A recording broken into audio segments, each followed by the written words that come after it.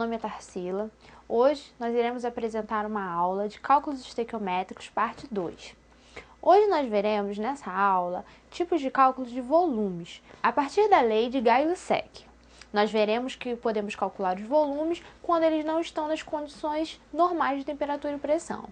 Nós também veremos casos particulares de cálculos estequiométricos, como quando nós temos rendimento, pureza, excesso de reagentes e também reações consecutivas. Bom, volume fora das CNTP. Em vários problemas envolvendo substâncias gasosas, fala-se de condições normais de pressão e temperatura. As condições normais de temperatura e pressão é quando nós temos a temperatura a 0 graus Celsius e a pressão a 1 atm. Dessa forma, quando nós temos essas condições normais, o volume dos gases será um volume ideal que é de 22,4 litros. Então, nós vimos na primeira aula que toda vez que nós temos condições normais de temperatura e pressão, um certo gás a 0 graus Celsius e 1 atm, 1 mol desse gás vai ter 22,4 litros. A forma pela qual nós descobrimos que 1 mol desse gás tem 22,4 litros é através da equação PV igual a nRT. Essa equação é a equação de Clapeyron. Esse físico engenheiro francês, ele estabeleceu uma relação entre as 4 variáveis físicas de um gás, que são temperatura, pressão, volume e o número de mols.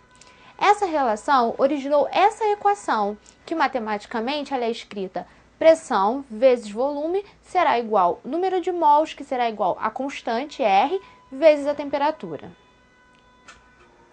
Onde nós temos que R é uma constante universal dos gases e o valor dela pode ser dado em 0,082 atm vezes litro sobre mol vezes Kelvin. Essas serão as unidades que nós adotaremos nos nossos cálculos e o valor para a constante. E o N dessa fórmula, ele é o número de mols do gás, cujo valor ele pode ser determinado a partir da razão entre a massa do gás e a massa molar do mesmo. Ou seja, para nós descobrirmos o número de mols de uma certa substância, nós faremos a massa da amostra sobre a massa molar dela, quantas gramas ela possui por mol. Então, considerando esse valor para a constante de 0,082, nós veremos que, para a equação PV igual a nRT, serão utilizadas as seguintes unidades. A pressão será dada em atm, o volume será dado em litro, o número de mols pela unidade mol, a massa será dada em gramas e R é a constante dos gases perfeitos, atm vezes litro sobre mol vezes Kelvin. E a temperatura sempre deve ser passada para Kelvin. Vamos exercitar. O dióxido de carbono, produzido pela decomposição térmica de 320 gramas de carbonato de cálcio, ele teve seu volume medido a 27 graus Celsius e 0,8 atm. Dados: a massa atômica do cálcio, igual a 40, do carbono igual a 12, do oxigênio igual a 16 e o valor da constante. O valor em litros encontrado foi. Então, nós queremos saber 320 gramas, quanto ele vai ter em litros. Vamos à resposta. Nós temos a reação de decomposição do carbonato de cálcio, que vai produzir óxido de cálcio mais dióxido de carbono. E nós queremos saber 320 gramas de carbonato de cálcio, qual o volume que vai produzir de dióxido de carbono. Se nós fizermos a massa molecular do carbonato de cálcio, nós somaremos as massas atômicas da molécula de carbonato de cálcio e encontraremos 100.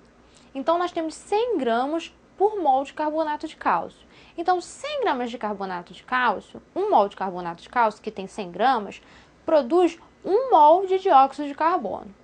Então, 320 gramas de carbonato de cálcio vai produzir quantos mols? Nós vamos encontrar o valor de 3,2 mol de dióxido de carbono. Por que nós vamos encontrar primeiramente o número de mols de dióxido de carbono que nós queremos e não diretamente o volume?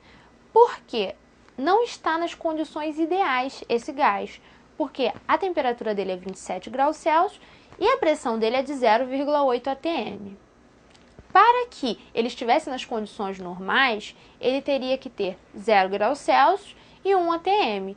aí sim 1 mol teria 22,4 litros. Mas como ele não está nas condições normais, nós utilizaremos a fórmula PV igual a nRT. E para isso, se nós queremos saber o volume de dióxido de carbono, na fórmula nós precisaremos do número de mols de dióxido de carbono.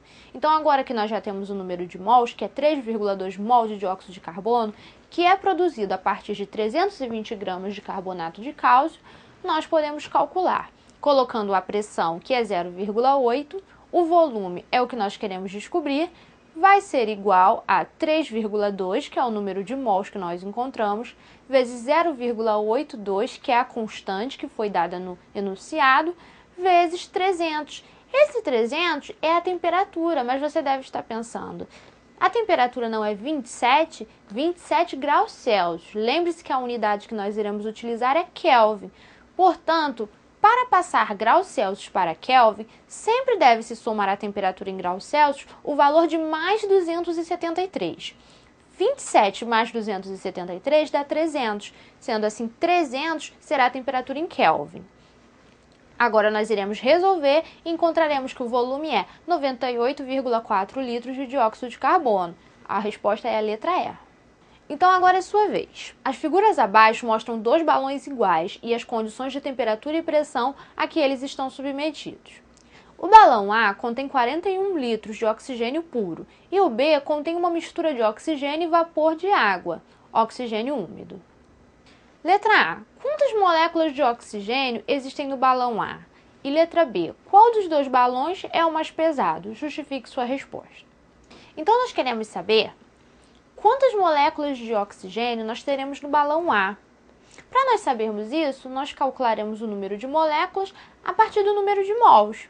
Então, como as moléculas do balão A, elas são um gás que não está nas condições normais de temperatura e pressão, você deve ter feito o quê? Você deve ter aplicado a fórmula PV igual a nRT. Então, a pressão do balão A é 3 atm. E 41 é o volume que é dado dele em litros. O número de mols é o que nós queremos descobrir para sabermos o número de moléculas que nós vamos ter de oxigênio. R, a constante, 0,082, vezes 300. 300 é a temperatura que foi dada, 27 graus Celsius. Passando para Kelvin, nós teremos que somar mais 273. 27 mais 273, encontraremos 300. Então, N, que será o número de mols, será igual a 5 mols de oxigênio.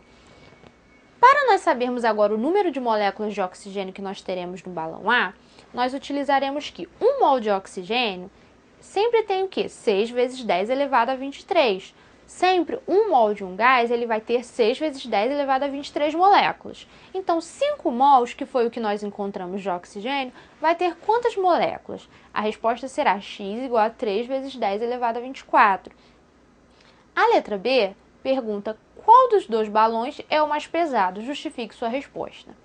Então, você deve pensar, mas os dois balões, eles possuem o mesmo valor de temperatura e o mesmo valor da pressão. Certo, se eles possuem o mesmo valor de temperatura e o mesmo valor de pressão, se esses dois balões eles estão nas mesmas condições, nas mesmas medidas, eles vão ter o quê? O mesmo número de moléculas, já que esses gases estão nas mesmas condições de temperatura e pressão, ambos terão a mesma quantidade de moléculas. Mas a diferença é que um tem só moléculas de oxigênio, o outro tem moléculas de água também.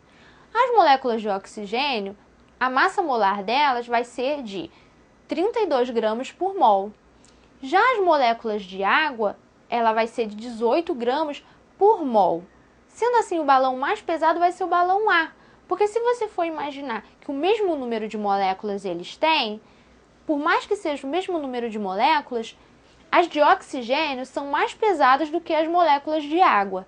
Sendo assim, se você multiplicar o mesmo valor pelas diferentes massas, você vai perceber que o balão A ele é mais pesado. Então, olhando o nosso esquema do cálculo de volume, quando ele é fora da CNTP, condições normais de temperatura e pressão, isso quer dizer que os gases não estão nas condições normais de temperatura e pressão, que é 0 graus Celsius e 1 atm. Então, nesse caso, teremos que utilizar a equação de Clapeyron, que vai ter como descrição que ela é utilizada para uma massa constante de um mesmo gás. valendo sempre a relação de que PV sobre T é constante. Então, nós sempre utilizaremos a constante 0,082, que nós temos na fórmula PV igual a nRT, sendo P pressão, que é dada em atm, V volume, dado em litros, N número de mols, R a constante universal, que é 0,082, e T a temperatura, que é dada em Kelvin.